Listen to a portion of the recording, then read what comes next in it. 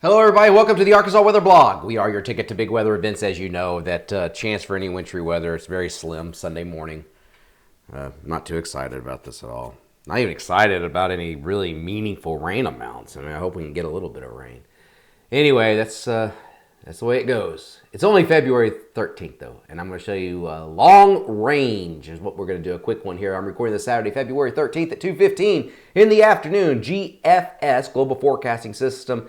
Ensemble mean average 5-day average 2-meter temperature, so just off the surface in 2 degrees, I'm sorry, in degrees Celsius. So the blue obviously is the cold, and you see the chart over here, and the red is the warm. So this is days 1 through 6. Let's jump to days 5 through 10. So this is February the 18th through the 23rd. When you look at the averages, look at all the warm air. The flow is coming off the Pacific, so I think temperature is going to be well above the average.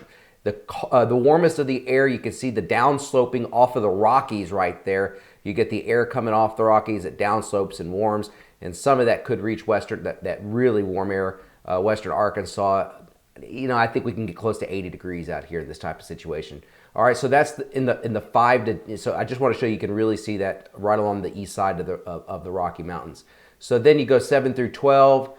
It's not quite as warm, and then let's just jump out here to the right here. There's the day 10 through 15 average 2-meter temperature anomalies in degrees Celsius. Notice how this area starts to cool and it stays at least above the average in Alaska. Now we can look at this on the ensembles by days, each day. So that's day 9 through 10.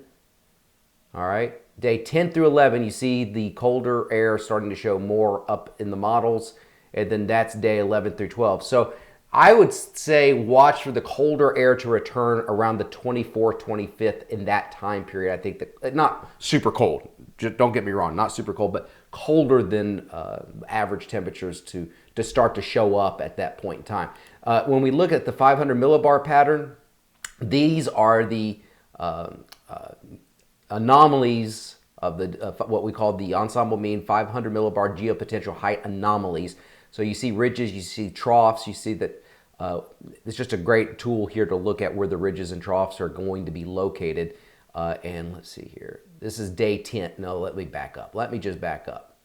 Okay, you see this troughing out here near Alaska. So you see this area of low pressure here aloft, and that's just sending in the jet, blasting the warm air and ridging across the Rockies in the central United States. So very mild there, day 7. Let me just go to day 12, and you start to see what's showing up. The trough backs over here, and look at the ridge going back up over Alaska and western Canada like that. And then you go to day 14, and that's even more prevalent. The ridging here, troughing starting to show up here, Hudson Bay down towards the south and the southeast.